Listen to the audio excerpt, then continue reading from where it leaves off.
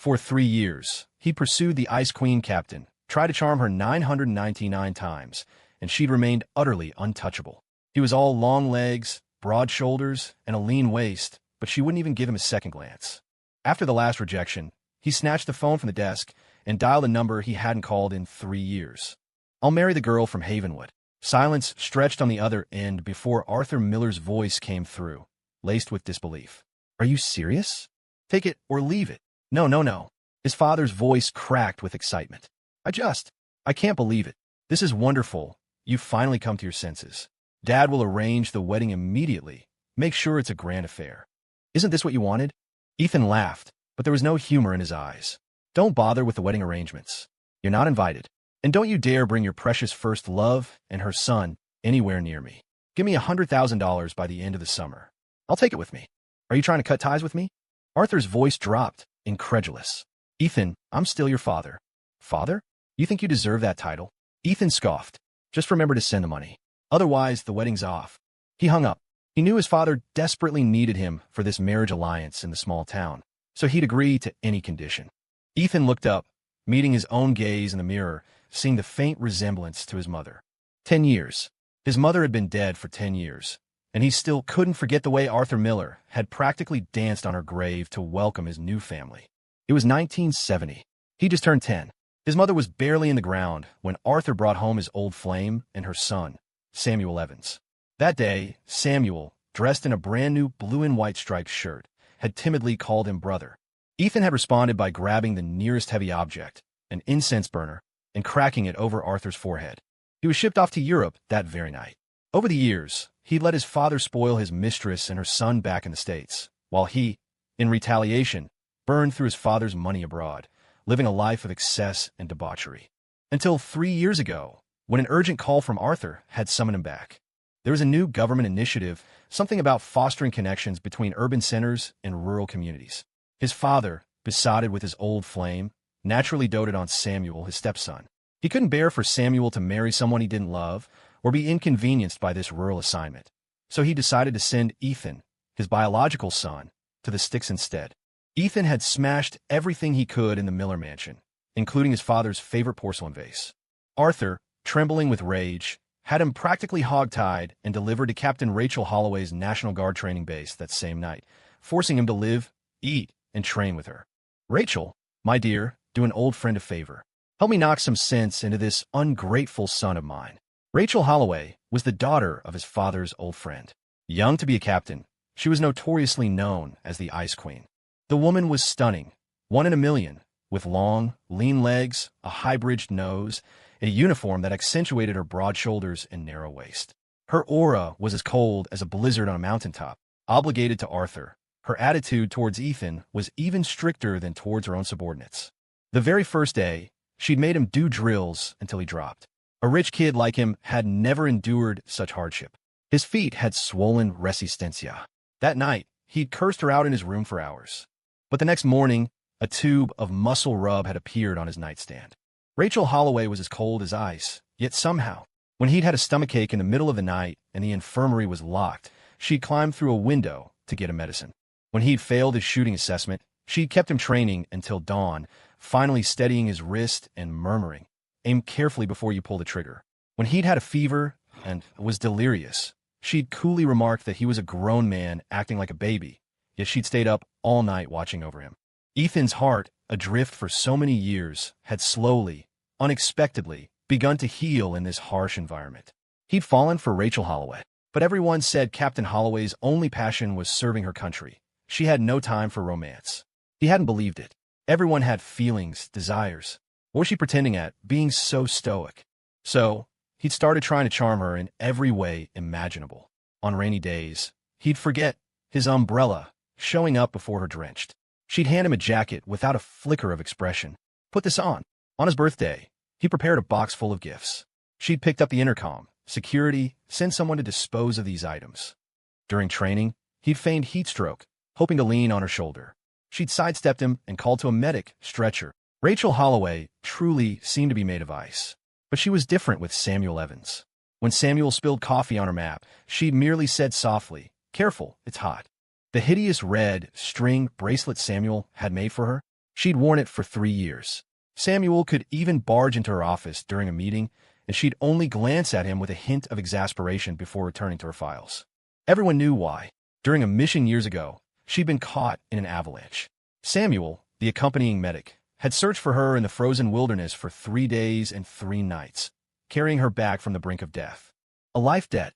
She'd never forget it. And what was he? Just some rich kid his father had dumped on her to be reformed, the exact type of person she despised.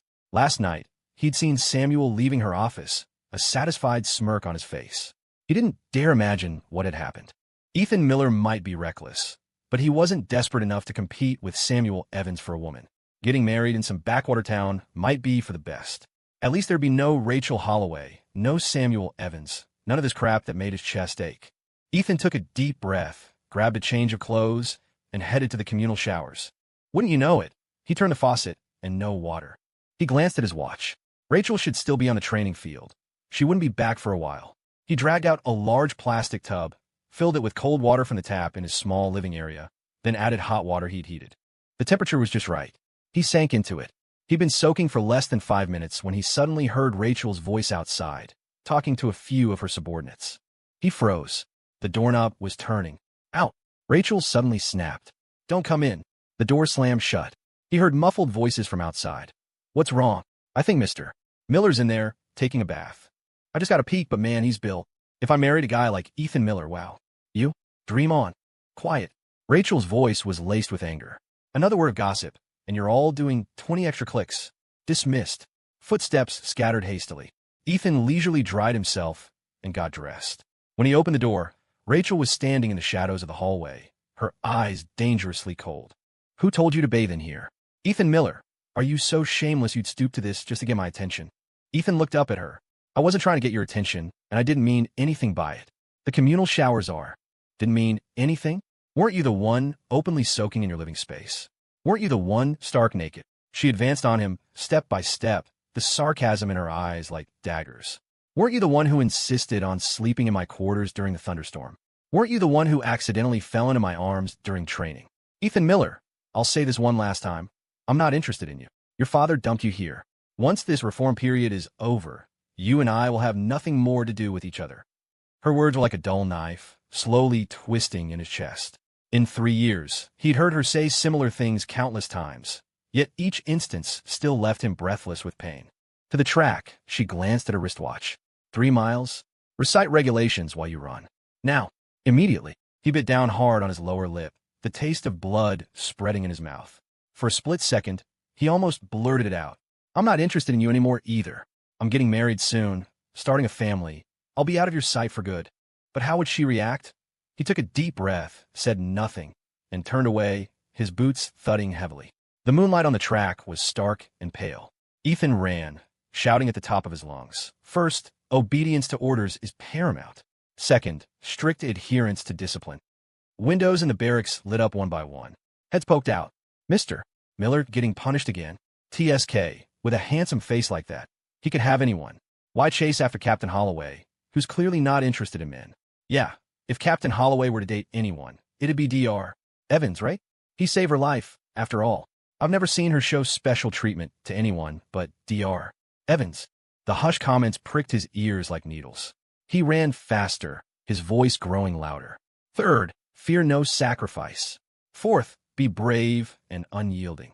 Sweat streamed into his eyes, stinging. He swiped at his face, unsure if it was sweat or tears. 10th, the world suddenly spun. He staggered, his forehead slamming hard onto the ground.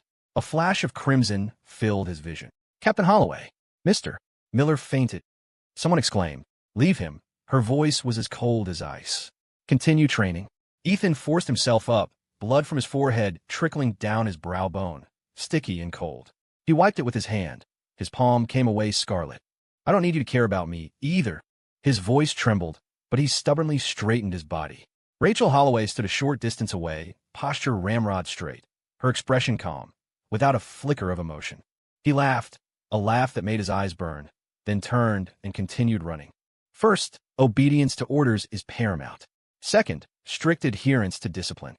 Blood mixed with sweat, blurring his vision. He didn't know how long he ran, or how many times he recited the rules. He only knew his throat tasted of blood, and his legs felt like lead, each step like treading on knives. 10th, never betray. The last word barely out, his vision went black, and he collapsed completely. Dimly, he felt someone helping him up. He managed to pry his eyes open. Rachel Holloway's hand was in his line of sight. Didn't you say you wouldn't care about me? Rachel didn't stop walking, her voice firm. As long as you're under my command, I'm responsible for your safety. So that was it. He suddenly laughed, a laugh that made his chest ache. All those nights she'd climbed through windows to get him medicine, those nights she'd watched over his fever, those seemingly casual acts of concern, all just responsibility. Don't worry. His voice grew fainter. I'll be gone soon. He thought he heard Rachel ask, what do you mean? But he couldn't hold on any longer and passed out completely. When he woke up again, Ethan found himself lying on his bunk in the barracks, the wound on his forehead bandaged. He touched the gauze. His fingertips were cold. The door opened softly, and Samuel Evans walked in carrying a medical tray, a gentle, almost weak smile on his face. Ethan, you're awake? Ethan's expression turned cold instantly.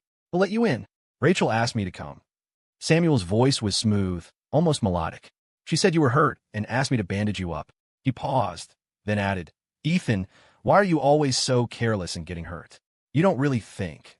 This will make Rachel pay more attention to you, do you? Too bad for you. His smile widened. Your father is mine, your home is mine, and Rachel, she's mine too.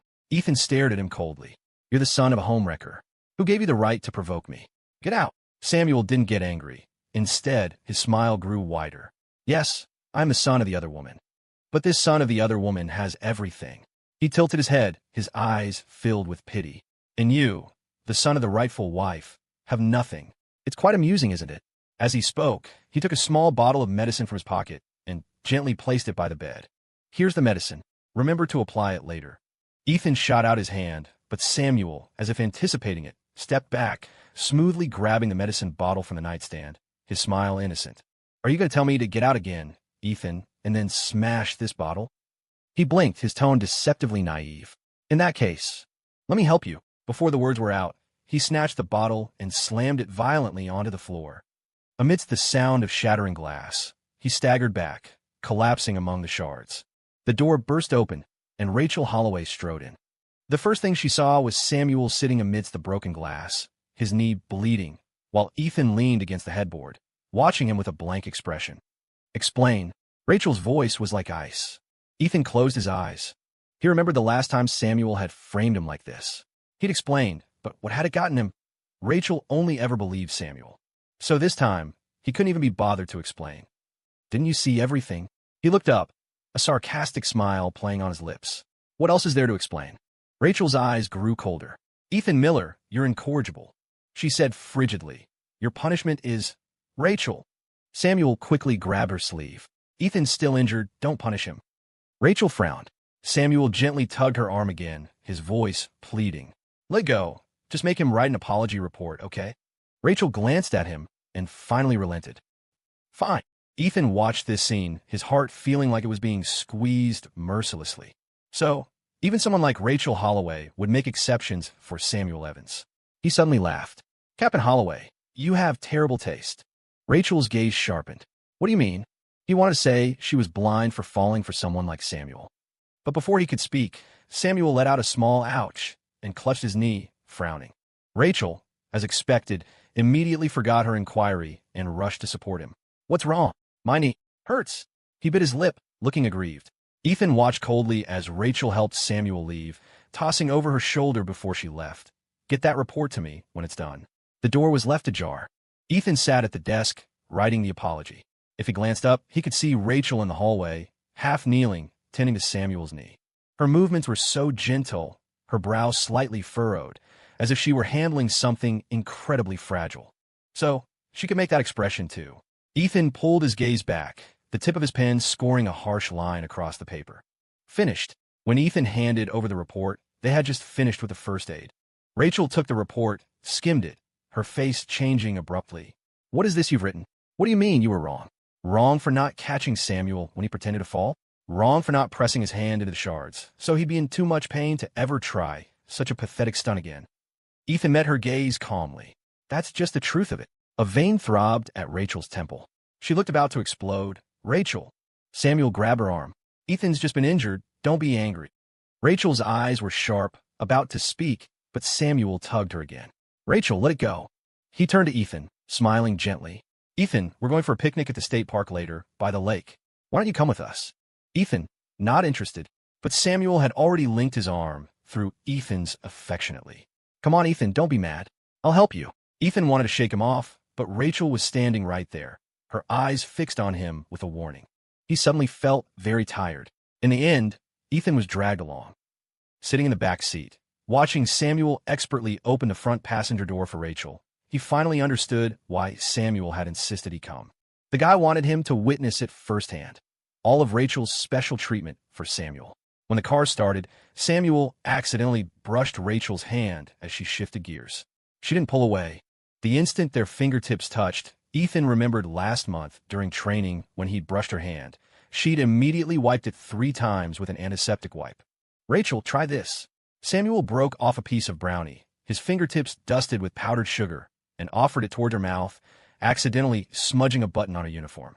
Normally, if someone dirted Rachel's uniform, she'd give them a cold lecture for half an hour. But now, as Samuel exclaimed and tried to wipe it off, she merely looked down, letting him fuss.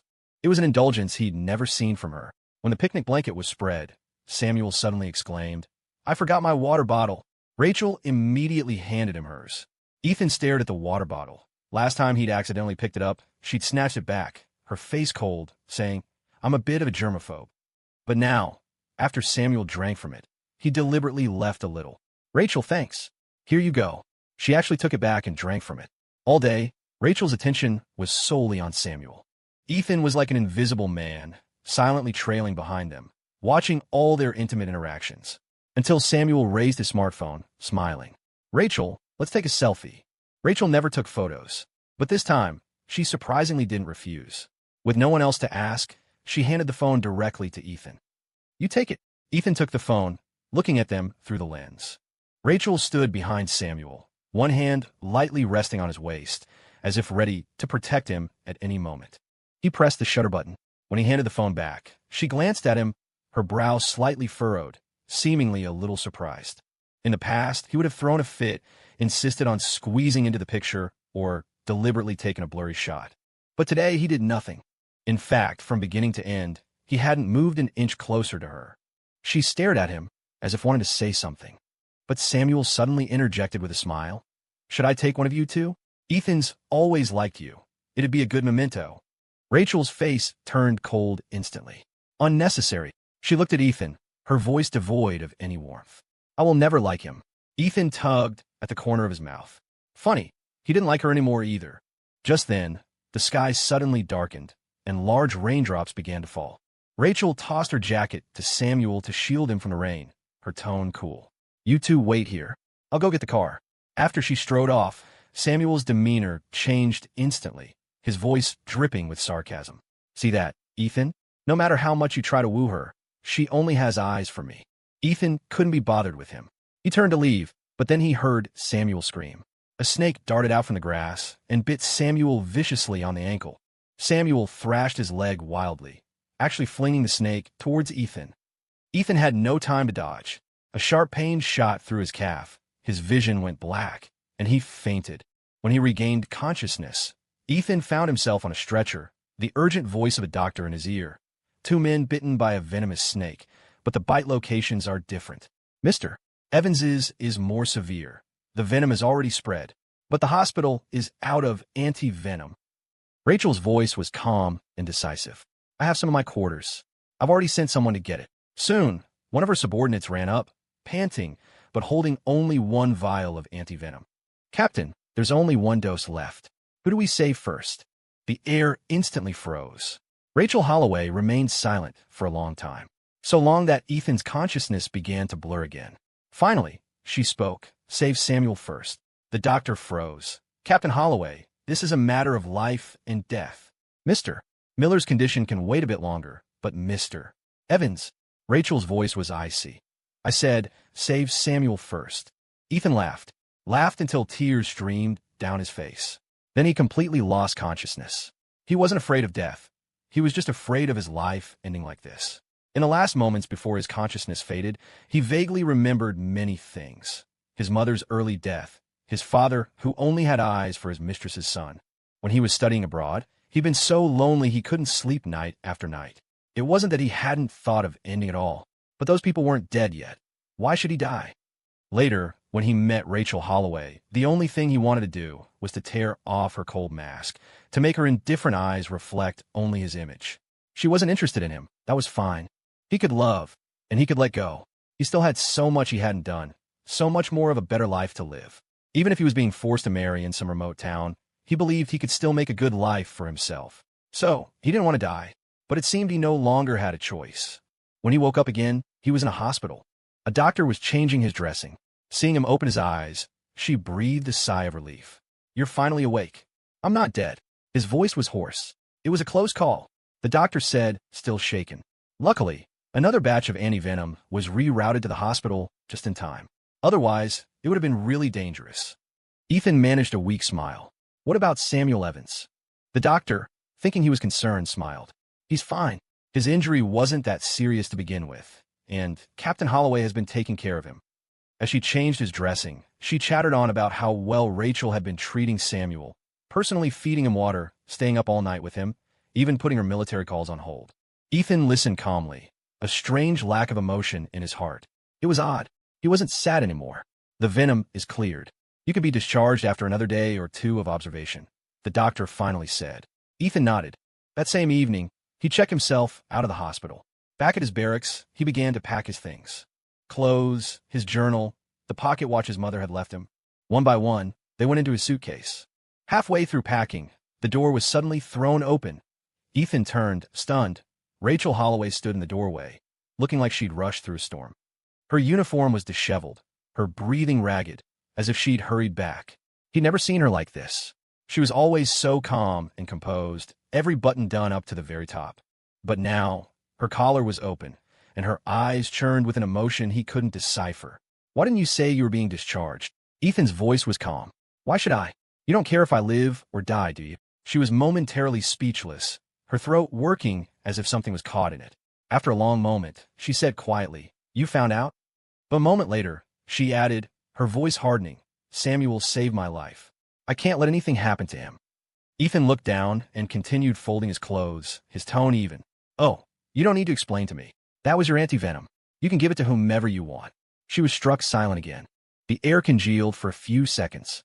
Then, she noticed he was packing and her eyes narrowed. She suddenly grabbed his wrist.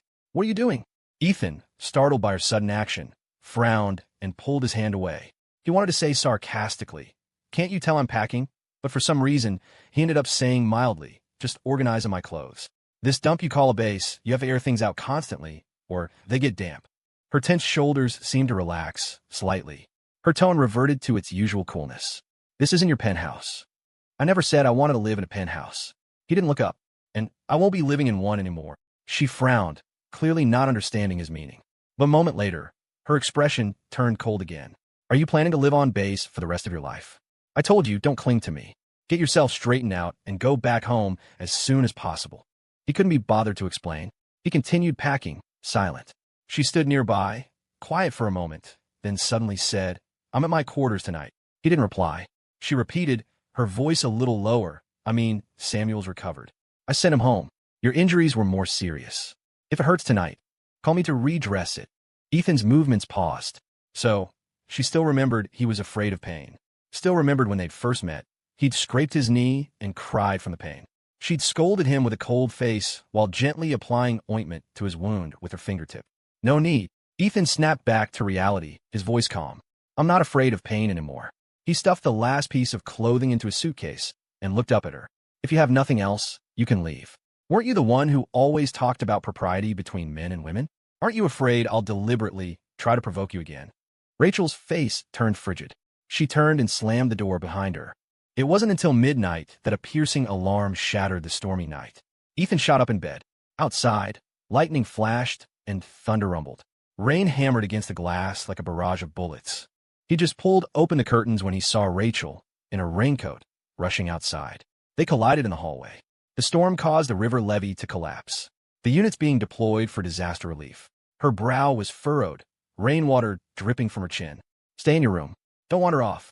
Before he could answer, she plunged into the downpour. Ethan stood by the window, watching the unit's trucks drive out of the main gate. Mrs.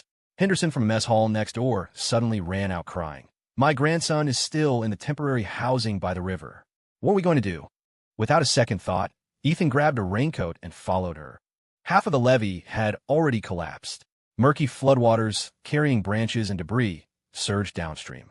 Rachel was on high ground, directing operations, her uniform soaked, her voice hoarse. Team 1, evacuate civilians to the east. Team 2, reinforce the levee. Move. Suddenly, everyone's movements paused. All eyes turned in the same direction. Rachel followed their gaze.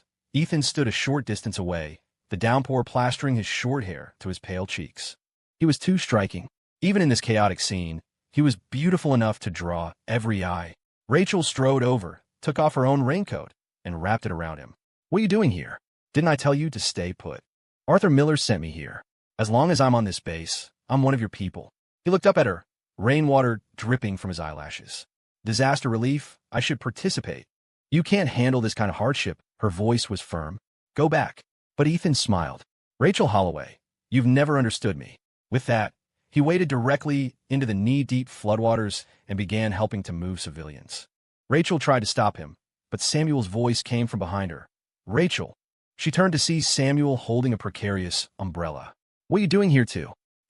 Samuel paused, then spotted Ethan in the distance, his eyes instantly darkening. I wanted to do my part, too. Before Rachel could stop him, he followed Ethan into the water. The floodwaters rose. Ethan was carrying a crying child to higher ground when Samuel suddenly approached. Ethan, you've been coddled your whole life. You should go back. Give me the child. He reached out to take the child, who cried even harder in fright. Smack! Ethan slapped him across the face. Samuel, people's lives are at stake right now, and you're still playing your games? Samuel clutched his face, his eyes venomous. After Ethan got the child to safety and turned to rescue others, he suddenly felt a strong push from behind. He plunged into the raging current, but at the last second, grabbed Samuel's wrist, pulling him down too. Ethan! Samuel! Rachel's voice came from a distance. But the current was too strong. They were swept dozens of feet away in an instant. Captain, those two are about to be washed away. When Rachel reached them, she could only see two figures bobbing in the flood. Samuel screamed desperately. Rachel, save me.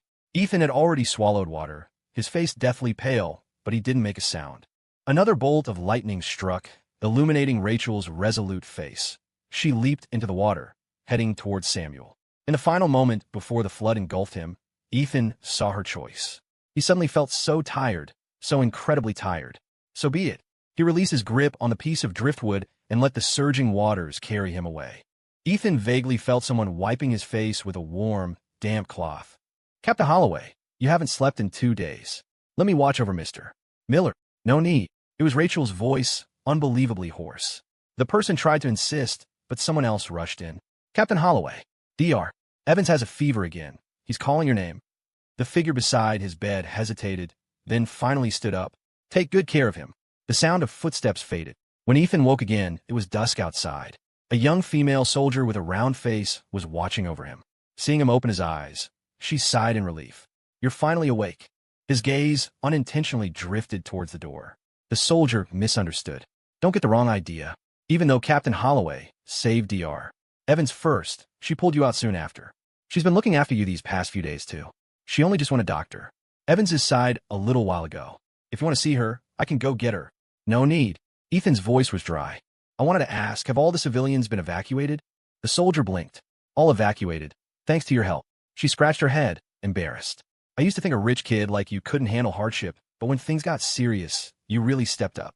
You rescued the most people during this flood. The whole unit sees you in a new light now.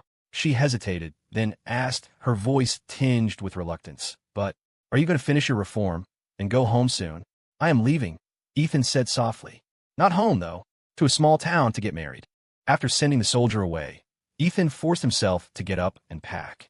The suitcase was almost full, but he couldn't find the photograph of him and his mother anywhere. Ethan, are you looking for this? Samuel was standing in the doorway, an old, yellowed photograph dangling from his fingers. Get back. Ethan shot up, his vision blurring for a moment. Samuel took a couple of steps back, pulled a box of matches from his white coat pocket, and struck one. All right, here you go. The flame flared, licking at the edge of the photo. In that instant, Ethan's mind exploded. He lunged forward and slapped Samuel hard across the face. Smack! Samuel staggered and fell, the photo slipping from his hand. The flames had already reached his mother's face. Ethan dove to grab it, but Samuel raised his hand high. The photo burned completely to ash, scattering on the floor. Ethan's eyes were wide with fury. He grabbed Samuel's collar and slammed him to the ground. Ethan Miller. Rachel's voice exploded from the doorway. The next second, she yanked him off Samuel. Ethan stumbled and hit the corner of a table. She looked down at Samuel on the floor. He was clutching his face, his voice weak. Rachel, don't blame Ethan. It's my fault. I knew he didn't like me, but I was worried about him and secretly came to see him, and that's why he got angry. Apologize. She stared at Ethan, her voice like ice. Ethan stared fixedly at the pile of ashes, motionless. I said, apologize. I did nothing wrong. Ethan stared back at her, enunciating each word. He burned my mother's photograph. It's just a photograph. Her jaw tensed, anger simmering in her eyes. You think hitting someone is justified? Just a photograph. He laughed, his eyes burning. Rachel Holloway, do you have any idea that was the last thing my mother left me? She paused, taken aback. Before she could speak, Samuel tugged at her sleeve. Rachel, I didn't. Even if Ethan dislikes me that much, he shouldn't slander me like this. Rachel's frown deepened instantly. She issued a direct order. I thought during the flood relief you finally acted like a responsible man, but I see you're still incorrigible. Get outside and stand there. She pointed to the torrential rain pouring down in the courtyard. You can come back in when you're ready to apologize. Samuel feigned a protest. Ethan's proud. He won't apologize to me. In this heavy rain, he'll get sick if he stands out there too long. If he won't apologize, he can stand there all day. Ethan suddenly laughed. No matter what, she always chose to believe Samuel. He turned and walked out, without even grabbing a jacket, straight into the rain. Behind him, he heard Rachel and Samuel's voices, heard her ask Samuel softly if he was hurting, heard her quick footsteps moving away. Rain lashed his face, mixing with tears, impossible to tell if it was cold or hot. The storm raged for an entire day and night. Ethan stood ramrod straight, rainwater streaming from his hair, his clothes long since soaked through. Mr. Ethan, a familiar voice. Mrs. Davison rushed over with an umbrella. Seeing him in this state, tears immediately welled in her eyes. She tremblingly pulled out a cloth-wrapped bundle. Inside was a thick stack of cash. Mr. Miller asked me to bring you $100,000. Mr. Ethan, please, just go back and apologize to your father. That town in the middle of nowhere is no place for you, especially not to get married and spend the rest of your life there. Ethan shook his head. He'll be happier than anyone if I go. No matter how much I apologize, it won't change his decision. Mrs. Davison's voice trembled, her tears splashing into the muddy water. She had come with his mother from her family home, had watched him grow up. Now, all she could do was uselessly tug at his sleeve. But you're his own flesh and blood. Flesh and blood. Ethan smiled faintly, his voice soft. The day he brought that woman and her son into the house, I lost my father. He's too busy playing dad to another man's son now. Mrs. Davison cried harder. Ethan looked towards a corner of the wall. In the downpour, weeds were battered by the wind, swaying wildly, but they never bent completely. Don't worry, he took the money. I can survive anywhere, and I'll make sure my life is far better than theirs. Back in his room, he changed out of his drenched clothes and picked up the suitcase he'd already packed. As he walked out of the base's main gate, the young soldier on duty called out in surprise, Mr. Miller, are you going home? Ethan looked towards the distant, gray mountains. There was a home there he'd never been to, a destination arranged by his father, where he was to marry a simple country girl. Yeah, he nodded, his voice light. Going home. The young soldier blushed and scratched his head, both shy and reluctant. Well, when will you come back to visit? Old man Henderson from the mess hall said, he saved some smoked bacon for you. Ethan smiled brightly. Thanks, but I won't be back. Never again. With that, he turned and walked into the rain, striding away without a backward glance. A sudden premonition struck Rachel Holloway. She looked out the window. The rain was torrential, a dense curtain obscuring the view, making it impossible to see outside, let alone find Ethan. Rachel's gaze darkened. She stood up. Samuel grabbed her arm. Rachel, are you going to look for Ethan? Well, in this downpour, he definitely won't last. He's probably just waiting for you to soften up. He smiled innocently, which made Rachel frown. Don't talk about Ethan like that. He's not the type to shirk punishment. From his first day here, he's completed every single one. But today's rain is too heavy. If he stays out there any longer, something bad will happen. She couldn't help but worry about him. Seeing her expression, Samuel grew anxious, then stood up as well, hesitantly speaking. But Ethan's always been stubborn. If you go to him now, it'll only upset him more. Rachel, why don't we wait until his time is up? Rachel thought about Ethan's increasingly outrageous behavior recently. If she indulged him today, there was no telling what he'd do next. Her face hardened, and she sat back down.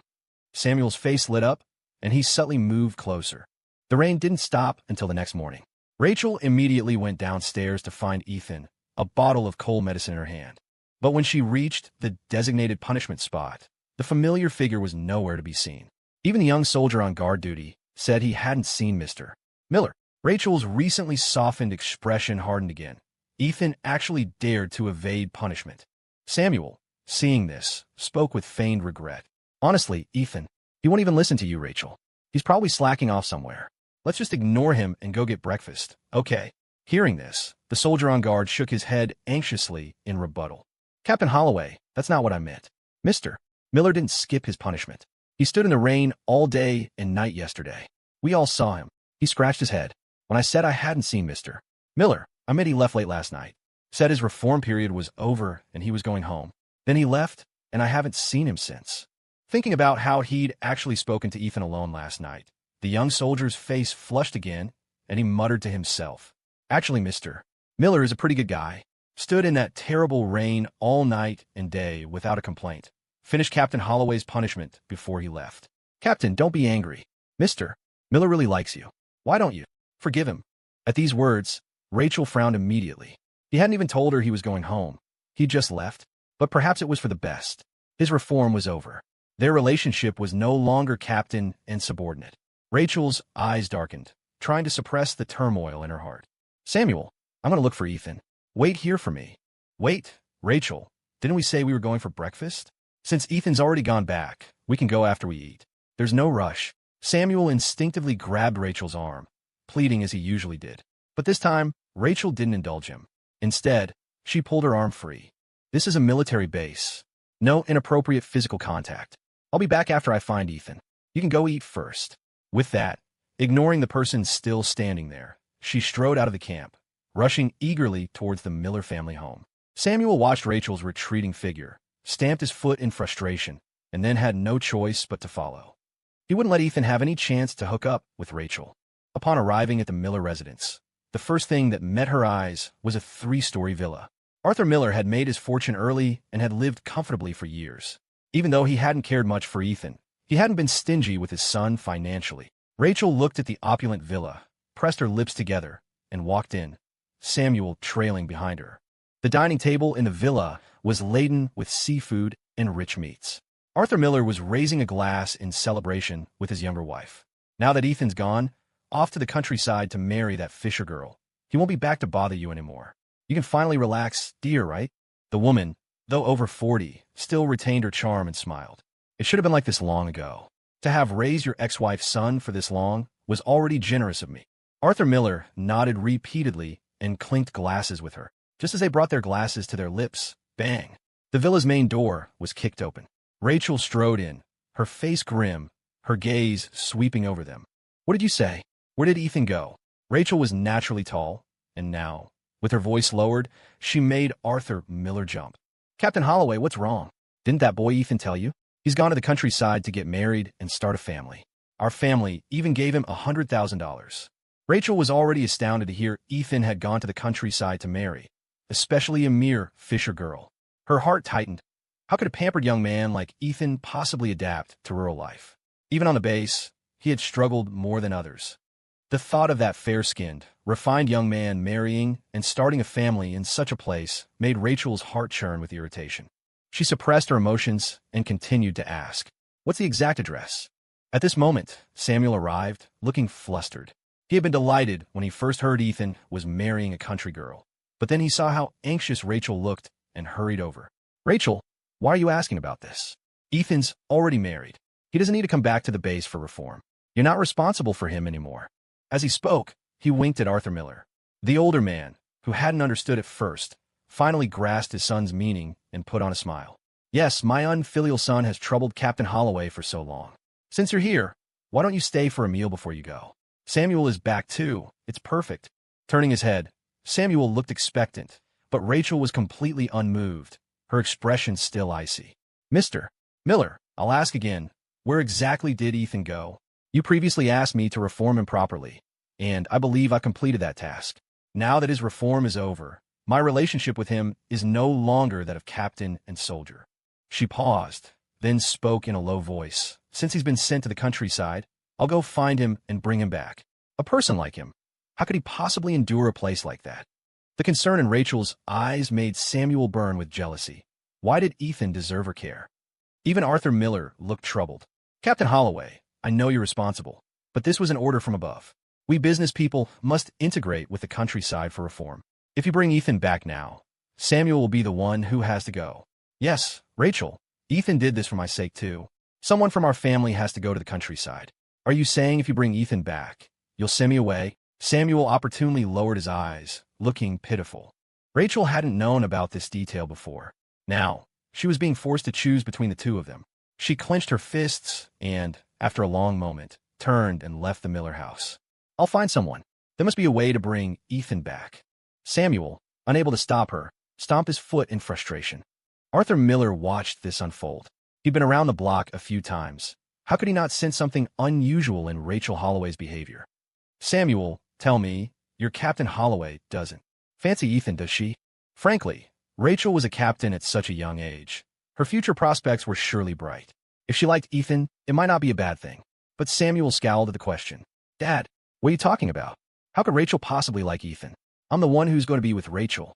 His anger made Arthur chuckle and admit his mistake. Yes, our Samuel is the one Captain Holloway likes. So what are you waiting for? Hurry up and go after her. Captain Holloway probably hasn't eaten yet. Take some food with you. He coaxed Samuel, while Ethan's stepmother thoughtfully packed a lunchbox with several good dishes and handed it over. Here, Samuel. If you can win over Captain Holloway, our family won't have to worry for the rest of our lives. Rachel Holloway is bound to be even more successful than your father. Samuel's earlier frustration vanished. He smiled, took the lunchbox, and hurried after Rachel. Rachel had returned to the base. In her room, she racked her brains, trying to figure out who to contact to resolve this. A few knocks on the door. She looked up instinctively, thinking Ethan had returned. He usually came around this time, eagerly bringing her food.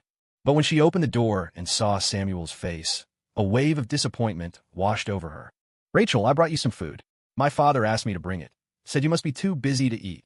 Samuel smiled faintly, closed the door, and walked to the table, arranging the dishes. This was food from the Miller house, much better than the base cafeteria fare, but Rachel had no appetite. You eat it. I'm not hungry right now. She didn't even glance at it, continuing to scan the numbers in her contact list. The people in it were at least at the captain level. Surely someone could help. Samuel knew she was still worrying about Ethan. He bit his lip, frowning in displeasure. Rachel, am I not as good as Ethan in some way? Ethan was the standard rich kid, tall, lean, and unforgettable at first glance. But Samuel wasn't bad either. He had a more delicate build and an innocent face. Whenever he frowned, he looked like he was about to cry, making him hard to refuse. Normally, Rachel would have offered some comforting words, but now her mind was entirely consumed by Ethan, a man like him, actually sent to the countryside. She gave a perfunctory reply, her hands never ceasing their activity. Why would you say that? You and Ethan both have your own strengths. Samuel took a few steps closer, pressing his hand on Rachel's. If that's the case, then why are you always thinking about Ethan, Rachel? Do you like him? The question jolted Rachel to her senses. Yes, what was she doing? Wasn't it a good thing that Ethan wouldn't be harassing her anymore? Why was she so worried now? Her hands paused for a few seconds, then she brushed Samuel's hand away. He was my soldier for a time, so naturally I must protect him. Besides, Ethan didn't go to the countryside willingly. She found a colonel's contact information, her eyes lighting up. She remembered this man owed her a favor. Perhaps he could help. She took the contact list to the telegraph machine. Just as she was about to compose a message, Samuel suddenly wrapped his arms around her waist. But if Ethan comes back, I'll have to go to the countryside. Would you really let me marry some poor country girl, Rachel? His voice was tearful, his firm body pressed tightly against Rachel's, making her hesitate for a moment before her resolve hardened. I'll find a way so neither of you has to go to the countryside. Samuel, don't worry. No one will have to go. She prepared to send the telegram, but Samuel suddenly leaned down and kissed her lips. In this era, any intimate contact between a man and a woman meant taking responsibility. If word got out and reputations were damaged, the consequences would be severe. Rachel hadn't reacted at all before Samuel pushed her back a few steps, kissing her more passionately. It was only when his hand touched her body that Rachel snapped back to her senses and shoved him away. Samuel, what are you doing? Rachel, I like you. I want to be with you. I'm afraid if Ethan comes back, you'll be drawn to him. Rachel, please don't bother with him, okay? Samuel sat on the floor, his eyes dark and brooding. Rachel's face was ashen. I've never liked you, Samuel. Don't ever do this again. Samuel froze, the feigned tears ceasing. He looked up in disbelief. Rachel, you don't like me? How could you not like me? You've always treated me so specially. Samuel, as the unit's medic, had long been infatuated with Rachel. Otherwise, he wouldn't have searched for her for 3 days and nights during the avalanche, risking everything to save her. Afterwards, Rachel's attitude towards him had softened. He thought she liked him too. But now Rachel was saying she'd never liked him. Meeting Samuel's gaze, Rachel's face remained stern. Everything I did for you is out of gratitude for saving my life, nothing more. There were no romantic feelings involved. I never thought you'd misunderstand. Samuel, I don't like you. Samuel was incredulous, his eyes reddening. You don't like me? You were always so good to me. You even gave me the most precious dose of anti-venom. And now you tell me you don't like me? Then who do you like? Ethan Miller. Rachel didn't answer. Now that it's clear, don't do this kind of thing again. She started to use the telegraph machine again to send a message to the colonel. But Samuel's long-held confidence had been shattered. He'd always believed Rachel's kindness meant she truly liked him. It turned out it was only gratitude, no affection at all. He then thought of Rachel's various interactions with Ethan, and his worry intensified. If Ethan came back, he would immediately steal Rachel away. He slammed down the telegraph machine switch and, amidst Rachel's simmering anger, embraced her again. Rachel, since you say you don't like me, then just let me live out this one dream, okay? He pleaded, pulling her onto his lap, starting to unbutton her neat uniform. As he reached the last button, Rachel stopped his hand. Samuel, don't. More words of rejection. He was practically throwing himself at her, and she still had no desire for him. Samuel suddenly broke down. Rachel, don't you feel anything for me at all? I only feel gratitude towards you, Rachel replied. If that's the case, then can't you just think of this as repaying that gratitude? Rachel, I don't believe you feel nothing for me. Samuel was determined to get an answer. He tore open her uniform, tried to arouse her, but from beginning to end, Rachel said nothing, merely enduring it silently. Even at the final moment of pleasure, with the woman in his arms, Rachel only sighed. When Samuel woke up, he found himself in Rachel's bed. Before he could feel happy, he saw the woman who had just slept with him looking overjoyed, a telegram in her hand. This is great. There's a way for Ethan to come back. He froze. The joy in his eyes slowly faded, replaced by resentment. Ethan was gone, yet he could still steal Rachel away. He deliberately fell out of bed. Ouch, that hurts. Sure enough, the next second, Rachel rushed over and helped him up. Samuel, are you okay? Seeing the anxiety in her eyes, Samuel secretly smirked but feigned embarrassment. I'm fine, Rachel. Did I just hear you say Ethan can come back? At this, Rachel couldn't hide her delight. She held out the telegram. That's right. I contacted Colonel Peterson. He said he has a way to bring Ethan back. And of course, you won't have to go to the countryside either. You can both continue to live here. Samuel also smiled upon hearing this. Is that so? That's wonderful. Then Ethan will know we're together as soon as he gets back. Rachel's smile slowly stiffened. She turned to him. What did you say, Samuel? I said, when Ethan gets back, he'll know right away that we're together, Rachel. Don't be ridiculous. When did we get together? I told you I don't have feelings for you. Rachel's face hardened. She was about to leave when he grabbed the corner of her clothes. But Rachel, we've already done that. Shouldn't you be responsible for me? There were still marks on her body, clear evidence to anyone that they had just slept together. Samuel continued. Does Rachel really not have feelings for me? If not, why would you agree to sleep with me? Last night, you let me kiss you for so long. Have you forgotten, Rachel? The more he spoke, the graver Rachel's expression became. Enough. You said to consider it repaying a debt. That's why I did it. I don't have feelings for you, Samuel. Please, have some self-respect. I'm going to find Ethan now. She dressed and was about to leave. Samuel was stunned. He couldn't understand why.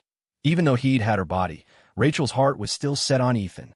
He glared viciously at her retreating back and suddenly shouted, Rachel Holloway, do you like Ethan Miller? Are you going after him because you can't bear for him to marry some stinking country girl? Rachel stopped in her tracks. Did she like Ethan Miller? He was clearly a pampered rich kid.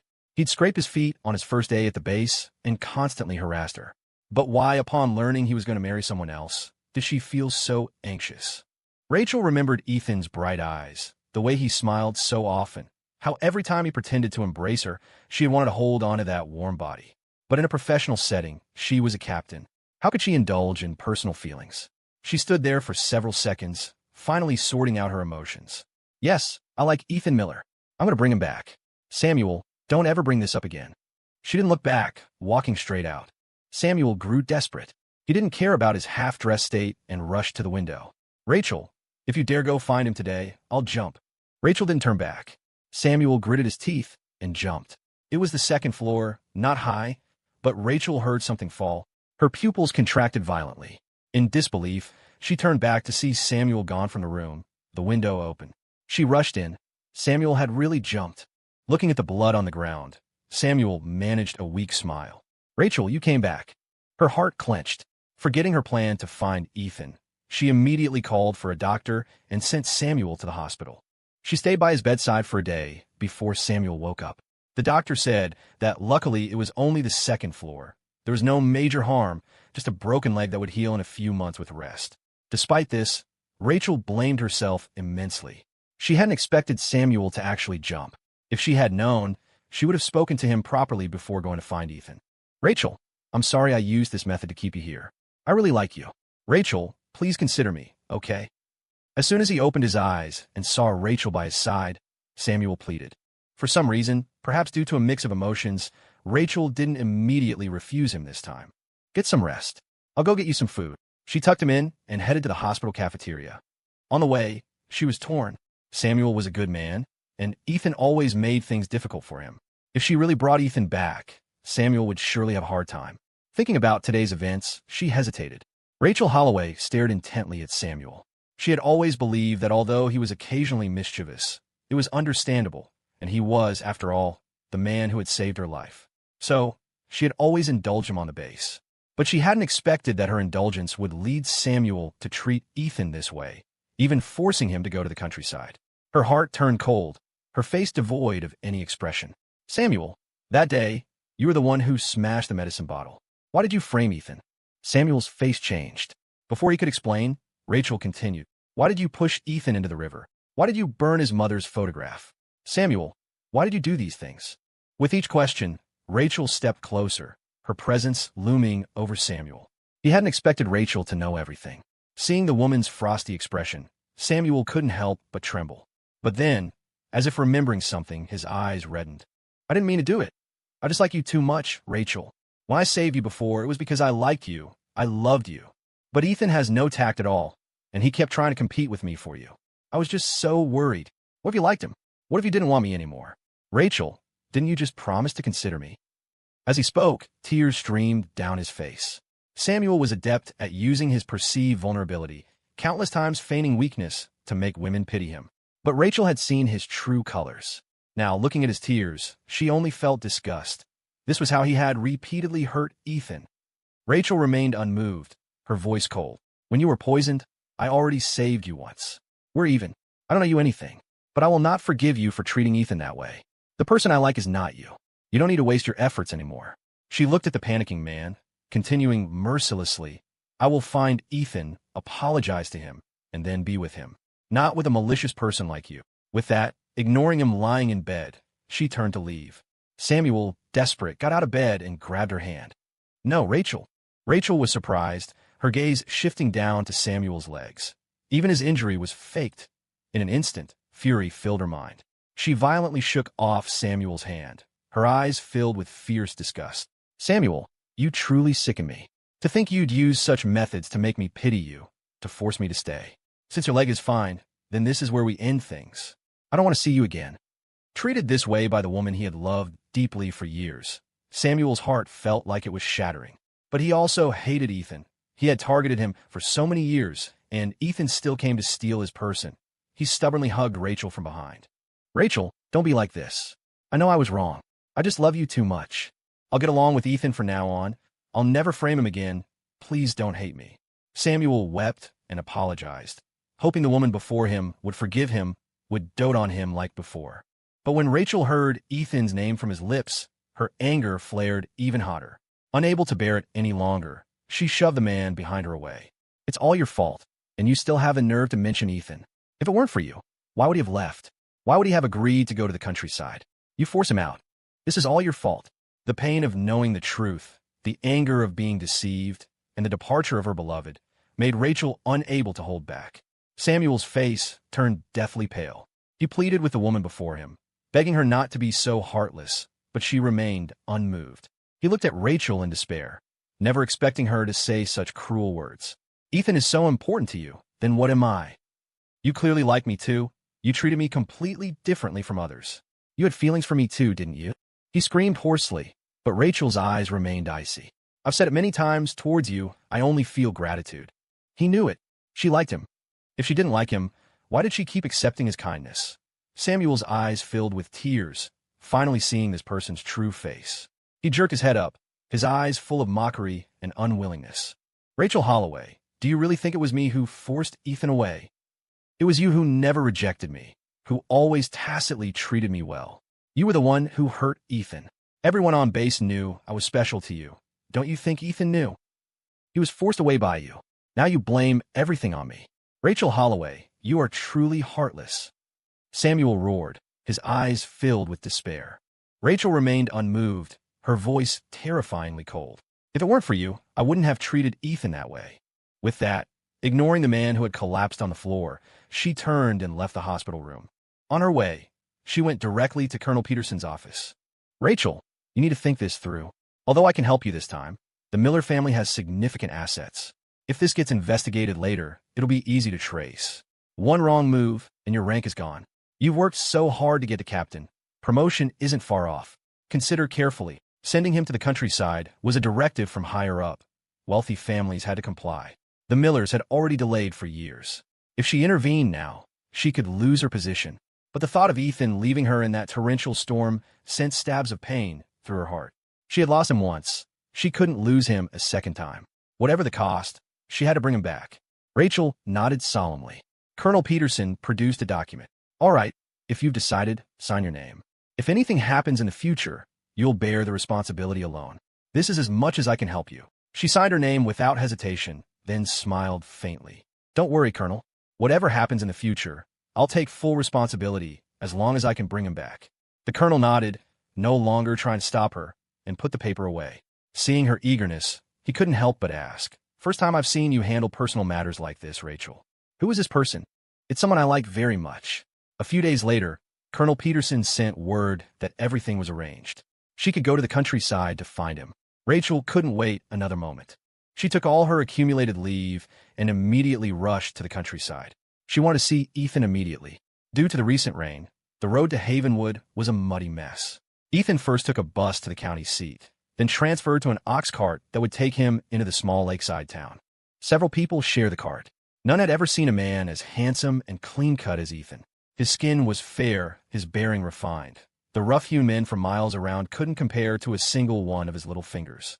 The women stared unabashedly, swallowing hard, stealing glances, yet not daring to look for too long.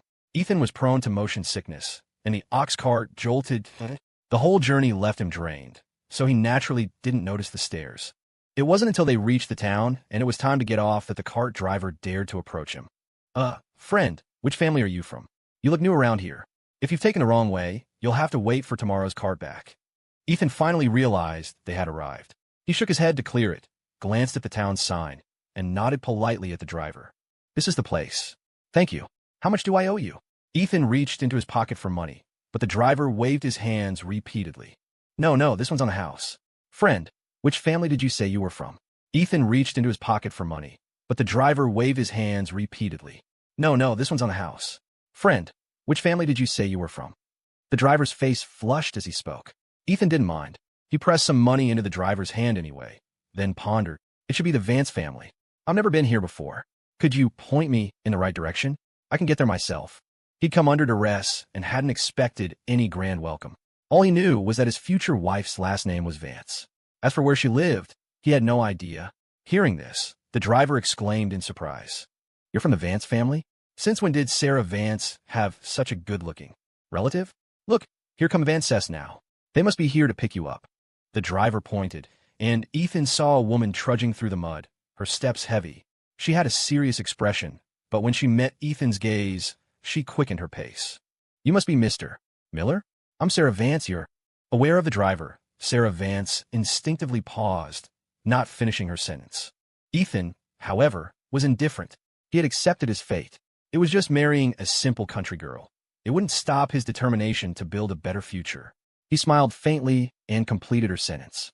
You're my wife. Let's go. Sarah faltered, surprised that Ethan seemed unbothered by his situation, even though he was being forced to marry her. But she was always a bit awkward with words and didn't know how to explain, so she just nodded silently, which earned a whistle of admiration from the driver. Friend, you're Sarah Vance's husband? You got a mate. Ethan didn't understand what he meant, but the woman's face was already beet red. She cleared her throat. The road is muddy. I can carry you home on my back. With that, she bent down. The woman's back looked strong, but Ethan was no longer a pampered rich kid. He shook his head and stepped into the mud himself. No need for that. I can walk with you. Sarah Vance quickly led the way. They walked for about 10 minutes and finally reached a house with a tiled roof. In the countryside, such a house was quite decent, but Sarah still felt embarrassed. In a village, this is the best kind of house we can build right now. Your father said you usually live in a fine house. I'll work hard to build you a house you like in the future. After speaking, she opened her mouth again. I know you were forced to marry me. If you're unwilling, I can send you back to the city, Mr. Miller. There's nothing here. You definitely won't be used to it. Whether it was people from the base or the villagers here, seeing Ethan's delicate skin and wealthy appearance, they instinctively assumed he was a city person who couldn't adapt to rural life. Ethan didn't mind these looks. He'd heard far worse gossip. These were just words. Time would prove them wrong. He declined Sarah's offer to send him back and, turning, expertly fetched water and started a fire to heat it, showing no signs of being unable to handle hardship. However, he didn't last long before he started to sway. Before coming to Havenwood, he had stood in the rain at the base for an entire day and night, then traveled for another full day to get here. By now, both his stamina and his immune system were at their limits. Ethan's face was flushed, and he was panting. Before he could even wash his face, he collapsed. When he woke up again, he was lying in bed, a cool, damp towel on his forehead. You're finally awake. The doctor saw you. You have a high fever. You need to rest well. Sarah Vance sat by the bed, her face etched with worry. Ethan tried to sit up. The first thing he noticed was that his clothes had been changed. He instinctively looked at the woman opposite him, who, understanding his unspoken question, blushed crimson. It wasn't me. I asked old Mr. Henderson from next door. The doctor said you needed to be sponged down. I didn't touch you. She looked so anxious, as if she wished she had 3 mouths to explain herself. Seeing this woman's simple honesty, Ethan managed a weak smile. You're my wife now. It wouldn't have mattered if you had. Thank you for taking care of me. Sarah Vance remained very reserved, as if she didn't even dare to get close. It's nothing. I should take care of you. There's nothing here. I've put you through a lot. The woman's earnest smile made Ethan smile too. He lay in bed for several days before fully recovering. Sarah had taken care of him throughout, not only fetching water, heating it, and wiping his sweat, but also brewing medicine regularly. Even a doctor had visited several times. Most importantly, during this time, Sarah hadn't laid a finger on him. Although Ethan had accepted his fate and would have endured it if Sarah had insisted on sharing a bed, she hadn't mentioned it once. This allowed his heart to slowly relax. Once he was better, he couldn't stay in bed any longer. Though he looked like a rich kid, several years on the base had ingrained certain habits. Rural life mainly revolved around farming. Ethan had never done it, but he planned to adapt to local customs. He found some coarse work clothes and put on a straw hat to shield himself from the sun. Sarah, are you going to the lake to fish? Let me go with you. Sarah Vance quickly shook her head. You just stay home. I can manage on my own. Don't you lift a finger. Ethan smiled at her. Since we're married now, we should naturally work together. If I get tired, I'll come back and rest on my own. Sarah couldn't argue with him, so after many instructions and warnings, she took Ethan to the lake. The weather was hot, and it didn't take long to feel dizzy from the sun. However, Ethan had endured hardship for years at the base. This small matter wouldn't defeat him. He fished by the lake for a while, soon sweating profusely. The rough clothes couldn't hide his handsome, clean features. Other villagers working nearby teased Sarah. When did you get married? He's so handsome. You should have had a proper celebration. Exactly. If I had such a handsome husband, I wouldn't let him work with me. It's too demeaning. Sarah, why aren't you protecting your young husband better? After a few such comments, Sarah's face was bright red. Ethan couldn't stand hearing his own wife spoken like that. He wiped the sweat from his forehead. I care about her, of course I have to come and work with her. Weddings are troublesome and a waste of money. Not having one is perfect. We can save the money for a bigger house. The villagers nodded in agreement, and even some of the older women cast approving glances at Ethan. After a full day's work, Ethan felt like he was about to die from exhaustion. Even at the base, he'd never trained for an entire day straight. He returned home, took off his shoes, and, as expected, found several blisters on his feet. He sighed. Sarah had already drawn water and brought it over for him to soak his feet. You worked hard. This work is tiring. You should just stay home. I usually do it all myself. I'm used to it. Ethan considered that his inexperience would only slow her down. It might be better to cook for her at home. He nodded in agreement. A wave of joy washed over the woman's face. She had heard from the authorities that a young master from the city would be coming to their village as part of an assistance program. 3 years passed with no news, and she thought it had fallen through. Then, a short while ago, she suddenly received a letter. The young master was coming. Sarah knew that city-bred young masters never dirted their hands and would surely find the countryside lacking. But she hadn't expected Ethan not only to not mind, but also to actively offer help. Watching the man in the distance bend over to soak his feet, revealing a sliver of fair ankle and neck, Sarah had never seen anyone so handsome. From the first glance, she couldn't look away. She thought for a moment, then took out a small pouch. This is for you. It's all the money the family has. You can manage it from now on. Country folk live by selling their crops. Some might save for half a lifetime and still not have as much as Ethan spent in a year. Sarah knew her meager savings wouldn't amount to much in his eyes. She explained quietly, even though I'm just a simple fisherwoman, I'll work harder in the future and earn more. A warmth spread through Ethan. In this era, it was an unspoken rule that both men and women had to work, but he hadn't expected her to show such concern for him. So, even though he had $100,000 on him, he hadn't considered taking it out easily, fearing this simple woman might squander it. Now, it seems Sarah had a good character. Thinking about her care over the past period, Ethan silently accepted the pouch. All right, I understand, but don't work yourself too hard either. Starting tomorrow, I'll cook for you at home. Sarah nodded and went to heat more water. Though Ethan could endure hardship, he couldn't stand being dirty all day. His only request to Sarah was that he had to bathe every day. So, this country woman had to make several trips to fetch water every evening after returning home. Other villagers weren't so particular. When they saw her fetching water daily, they knew it was because her man liked to be clean. Ethan closed the door to his room. The village had no communal bathhouses, so he had to use a wooden tub. He soaked in it, sighing in comfort. Life in the countryside wasn't as unbearable as others made it out to be. After soaking for a while, he dried off, changed his clothes, and came out. Sarah was just outside. The moment she saw him in loose pajamas, she averted her gaze. Ethan's fair legs and arms looked even more porcelain-like in the moonlight. Just looking at him felt like sacrilege to her. Country people were simple. Even though Ethan had told them countless times they were married, Sarah still didn't dare touch him. For the following period, Sarah sold fish outside, and Ethan cooked at home. He had never cooked before, but Sarah wasn't picky. No matter what he made, she would wolf it down in a few bites, praising it profusely, always finishing every last scrap. Once, he accidentally burned the rice. Even Ethan himself couldn't bring himself to eat it and was about to make a new pot. But Sarah didn't mind at all, eating even the burnt parts, which astonished him. Sarah, don't eat that. It's all burnt. I'll make you a fresh batch. Sarah shook her head, smiling simply. My love made it for me. Anything you make is delicious.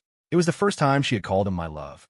After saying it, not only was Ethan stunned, but Sarah also seemed surprised by her own words. She looked flustered. I didn't mean to. I won't say it next time, Ethan. Don't overthink it. I just heard others say it, and it slipped out.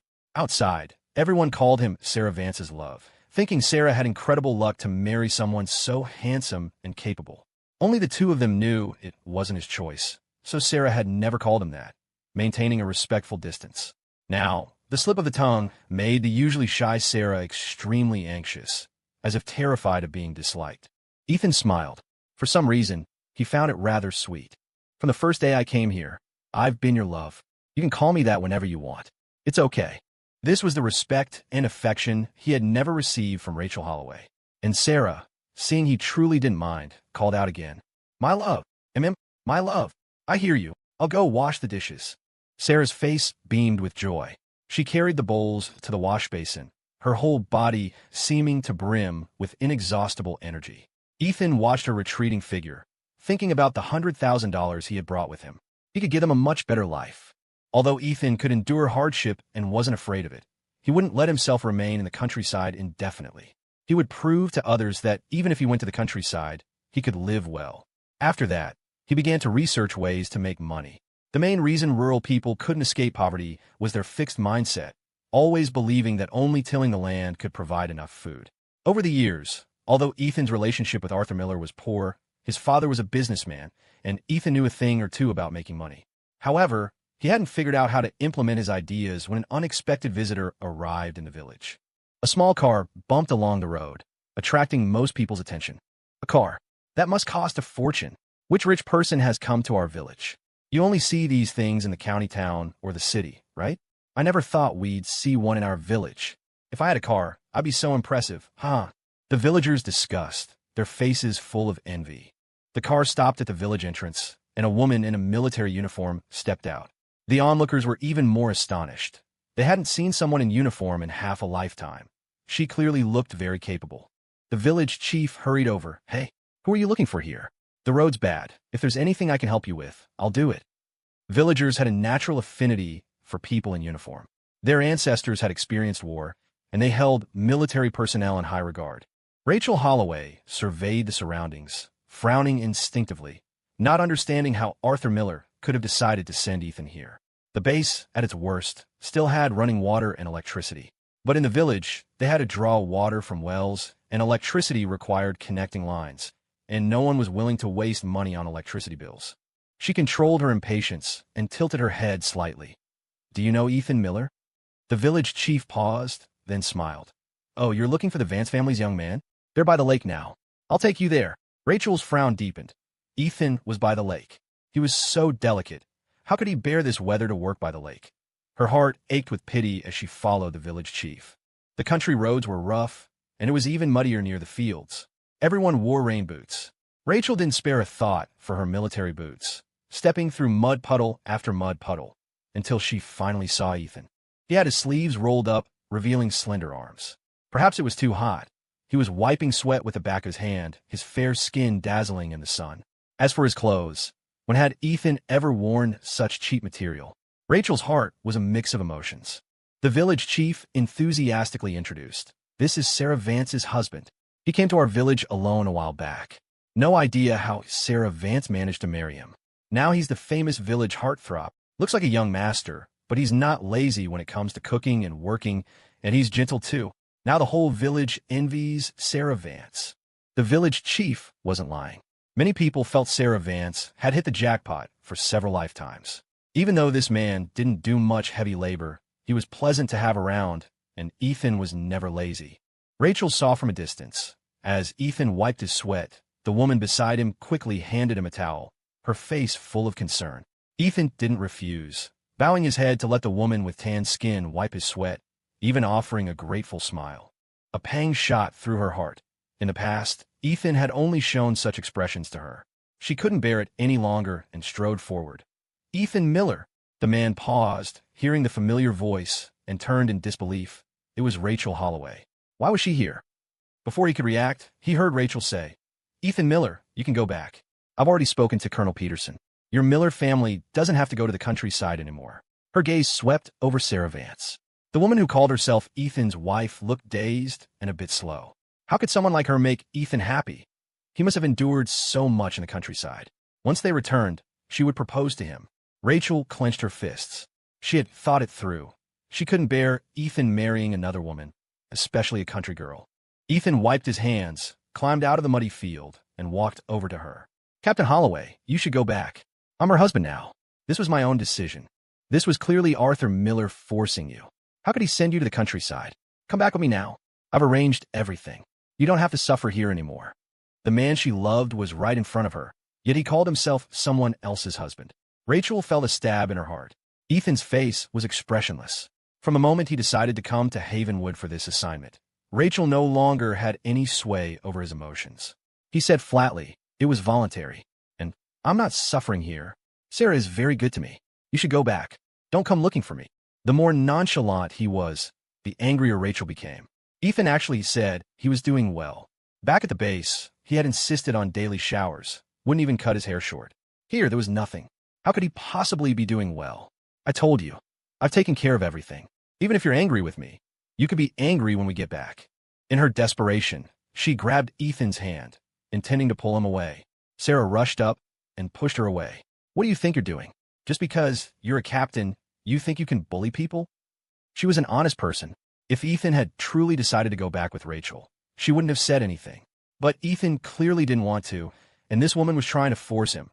Sarah stood protectively in front of Ethan, warily eyeing the newcomer. A warmth spread through Ethan. He hadn't expected Sarah to rush over and defend him. It made him feel even more certain about his choice. He smiled at Rachel. See? She's my wife now, Captain Holloway. We have no relationship anymore. Rachel's face darkened so much it looked like it might drip water. After a long moment, she softened her voice. Ethan, I know you're angry. As long as you come back with me, stop staying in the countryside, I can propose to you. I was wrong before. I've investigated thoroughly. Samuel did many wrong things. I was the one who always wrongly accused you. You're angry about that, aren't you? She considered herself above reproach, had never admitted to being wrong for anyone. Now, to actually say she was wrong, Ethan found it both novel and laughable. After he left, she finally bothered to investigate those things. But it was already too late. He curled his lip. Rachel Holloway, it's too late. Those few words nearly made Rachel stumble. For the Miller family's matter, she had gone to great lengths to get this chance, then traveled all this way, only for Ethan to say it was too late. She felt like her heart had been stabbed. She couldn't understand why it was too late. Ethan, it's not too late. I've already spoken to Samuel. I've repaid my life debt to him. I won't have any contact with him anymore. I won't make you sad again. Come back to me, please. She pleaded, but Ethan remained unmoved. He looked directly into her eyes. No, I'm very happy here. Sarah is very good to me. I'm her husband now. Captain Holloway, please stop bothering us. His firm rejection made her usually calm composure shatter. Her gaze swept sharply over Sarah Vance, covered in dirt, a simple country fisherwoman, not even pretty. What did she have that was better than her? She gritted her teeth, her voice becoming urgent. You haven't had a wedding ceremony. You haven't even registered your marriage. As long as you want to leave the rest to me. Ethan, you need to think clearly. If you really stay with her, you'll be in the countryside for the rest of your life. At these words, Sarah Vance immediately panicked. Rachel Holloway was right. They hadn't done anything formal. Ethan had just moved into her house somewhat haphazardly. Legally, they had nothing. Moreover, this captain was certainly more capable than she was and could provide Ethan with the kind of fine house he was used to. Before Ethan could hesitate, Sarah began to doubt. The man sighed and took her hand. Sarah and I may not have had a wedding or registered our marriage, but we have consummated our relationship. She's my wife. Instantly, Rachel looked as if she'd been struck by lightning. She stared at Ethan in disbelief, at their joined hands, her mind buzzing. You, how could you? How could you have been intimate with her? She gritted out the words. The thought of Ethan's firm chest, his long, lean legs, features he'd once flaunted to tempt her, now being enjoyed by this simple country girl, made her feel like she couldn't breathe. Someone as proud as Ethan. How could he allow a country woman to touch him? She tried to convince herself it was a lie, something Ethan said to deceive her. But the man's face was calm, even tinged with a slight smile. If Captain Holloway doesn't believe it, you're welcome to come by tonight and see for yourself. Sarah and I have a very harmonious marital life. She couldn't bear to hear any more and turned on her heel, storming off. Sarah's palm was sweating. She timidly held Ethan's hand, wondering how his hand could be so warm. This was their first real skin-to-skin contact. Sarah shyly lowered her head. Only when Rachel's figure was completely out of sight did Ethan gently withdraw his hand from hers. Sarah felt a flicker of disappointment. Don't overthink it. Let's get back to work. We'll go home early tonight. She nodded, not dwelling on it. That evening, when it was time for them to sleep in separate beds, as usual, Ethan stopped her, puzzled. Where are you going? I'm going to sleep. Sarah held her pillow, about to go to the other bed. This, in turn, made Ethan hesitate. Had Sarah genuinely not understood his implication? His attempts to seduce Rachel had failed so many times. Was he now ineffective with a country woman too? A blush crept up his face. He grabbed Sarah's arm.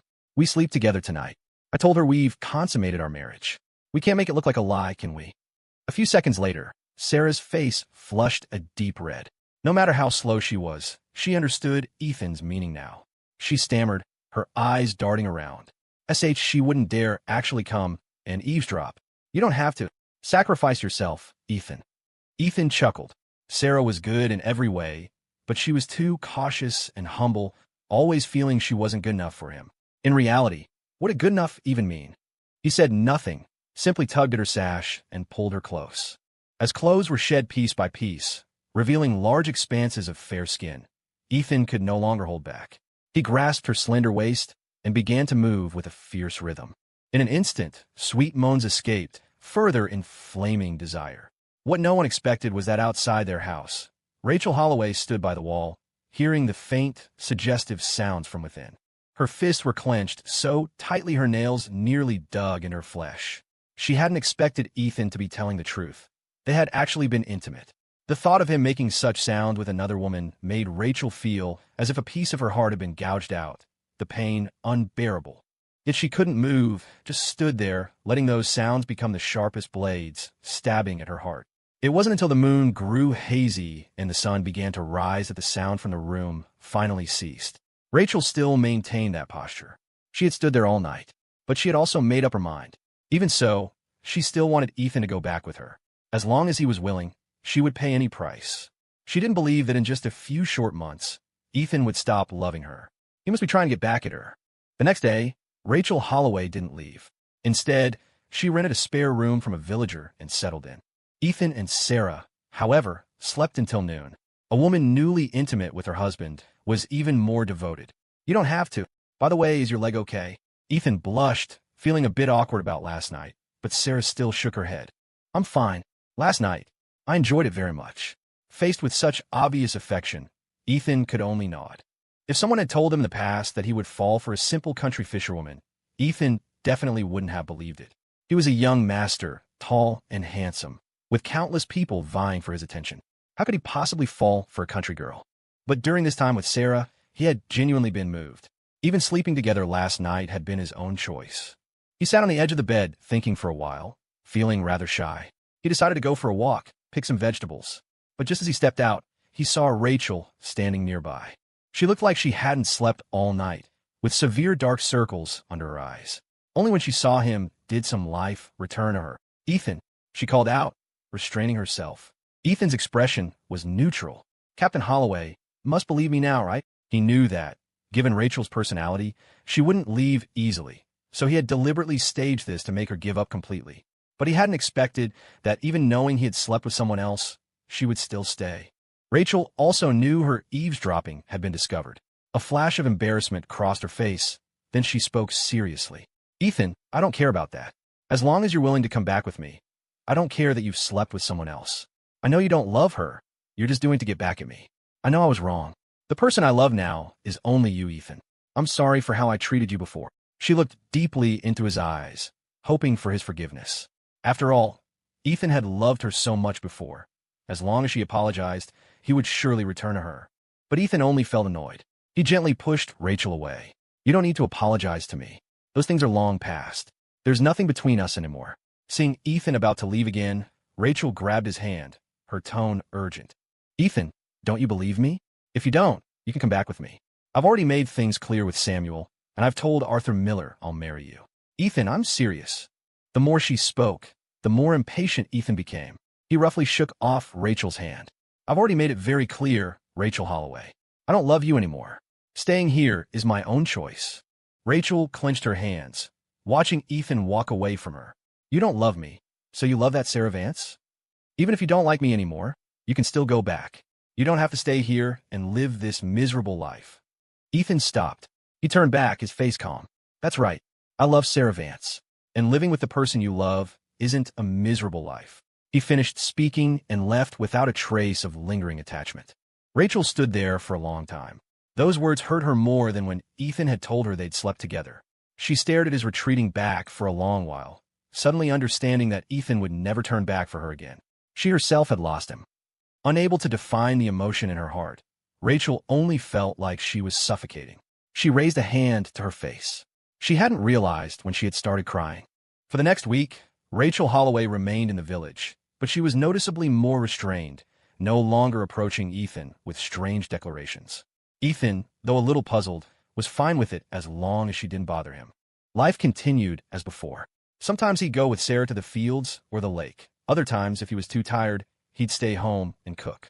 He was handsome and had a good personality, so he'd already blended in well with the villagers, often receiving sweet potatoes, and the like.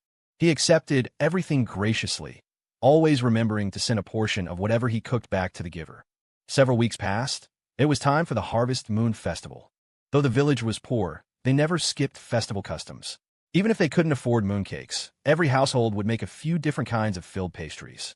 However, Ethan had never made them, and Sarah, having grown up alone, had never tried such delicate work.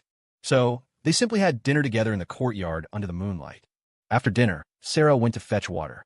Ethan was clearing the dishes when he heard a knock on the door. Thinking it was Sarah without her key, he was about to tease her when, the moment he opened the door, Rachel threw her arms around him. "Ethan, I regret it so much. All this time, I kept thinking you'd have a change of heart and come find me. But I've realized you seem genuinely happy." She was drunk, her voice choked with emotion, clinging tightly to him, trying to draw some warmth. Ethan frowned and pulled himself free from her embrace. "Rachel Holloway, get a grip." His sharp tone made the usually imposing captain shrink back, not daring to make any further moves. She had stayed in the village all this time, thinking that if Ethan saw her sincerity, he would surely come back for her. So she had waited, secretly watching him. But she discovered that Ethan didn't seem to be faking it. He was genuinely happy in the countryside. Like a stubborn wildflower, when no one believed in him, he had managed to stand firm in the mud. She suddenly felt a wave of panic, as if she were truly about to lose him. So today, during the festival, she couldn't resist drinking a little and coming to his house. She wanted to say so much to him, to beg him to come back. But seeing the disgust on Ethan's face, she couldn't utter a word. Even the alcohol seemed to wear off. Her eyes red. The usually composed and calm woman had lost her composure, even wanting to recklessly drag him back with her. But she was afraid Ethan would truly hate her. She looked at him for a long time before her voice trembled. "Ethan, I didn't mean to. I just wanted to see you. Captain Holloway, I've reminded you many times. I am Sarah Vance's husband now." Ethan spoke coldly, without mercy. Even knowing this fact, hearing these words still pained Rachel deeply. She opened her mouth, about to say something, when another voice interrupted. "Ethan, I'm back." It was Sarah, returning with water. In that moment, Rachel felt like a pathetic thief, coveting someone else's happiness. She didn't care about anything else and fled. Sarah returned home to find the door unlatched. She closed it properly and approached Ethan. "Why wasn't the door closed? Did I forget?" Ethan chuckled. "Someone just dropped by for a chat and left." Sarah, unsuspecting, took the water bucket to heat it. The next day, Rachel Holloway left the village. Driving the same small car she had arrived in, she bumped her way out. She had taken leave to come. Now, only a few days remained. She was a captain. Spending any more time away would lead to dissatisfaction. More importantly, she felt that Ethan had truly found his happiness and no longer needed her. When Sarah heard the news, a look of relief spread across her face. "Finally gone. I thought she was going to freeload here for the rest of her life." Ethan found it amusing. "Even if she freeloaded for a lifetime, she couldn't steal me away. How about we go get her marriage license soon?" In the countryside, once a feast was held, it was generally accepted that you were family. Getting a license required a trip to the county seat, an awareness many people lacked. Sarah didn't think it was troublesome. She was now terrified that someone else would pop up to snatch her husband, so she agreed immediately. She even proposed holding a make-up wedding banquet, so everyone in the surrounding 10 villages and 8 townships would know about their relationship. She grinned foolishly, her eyes full of simple, pure love for Ethan. Ethan naturally wouldn't refuse. However, going to the county seat made him think of a few things. With the government currently encouraging the contracting of barren land, his $100,000 could finally be put to use. Having thought it through, Ethan felt he still needed to discuss it with Sarah, as many things would require her help. In the evening, after they had both finished their chores, Ethan closed the doors and windows and called Sarah into his room. "Sarah, I want to talk to you about something." Ethan said seriously, "Actually, when I came here, I brought a sum of money with me. I want to start a small business in the county seat. Will you go with me?" Sarah was a born and bred country girl. Things like starting a business were, in her mind, only for rich people. Now, her husband was telling her they were going into business too. Her voice couldn't help but carry a note of concern. This? What kind of business would we do? Besides fishing and selling fish, I don't know how to do anything. Even if you don't know anything, you can still do business. And I'm confident I can do it well. Seeing Ethan's serious expression, Sarah's little bit of worry vanished. She gritted her teeth and pulled out a little more money from her pocket. All right, this is my private savings. You can have it too. Ethan, whatever you want to do, just do it. I'll definitely support you. Ethan paused, surprised that this seemingly simple and honest person actually had hidden savings. His expression flickered, finding it both amusing and endearing. He returned the small sum to her. You should keep your private savings. If the business fails, I'll have to rely on you to support me. He said it with a smile, making Sarah blush crimson once again. For the next few weeks, Ethan was busy with the business. He had $100,000, a considerable sum in the countryside. He went to the county seat, looked at several shops, and finally chose a medium-sized one. After renovations, he decided to deal in rice. Next, he discussed with the village chief and contracted several families' fields, hiring people to work them. The grain harvested would be sold in his shop. With poverty gradually receding, things would surely get better in the future, and rice was an indispensable item for every household. He and Sarah worked hard for several months, finally settling everything and officially opening for business. At the same time, to make it a double celebration, his and Sarah's wedding banquet was also held on this day. No Arthur Miller, no Samuel Evans, and no Rachel Holloway. His life would definitely get better and better from now on. He looked at the person beside him and smiled genuinely.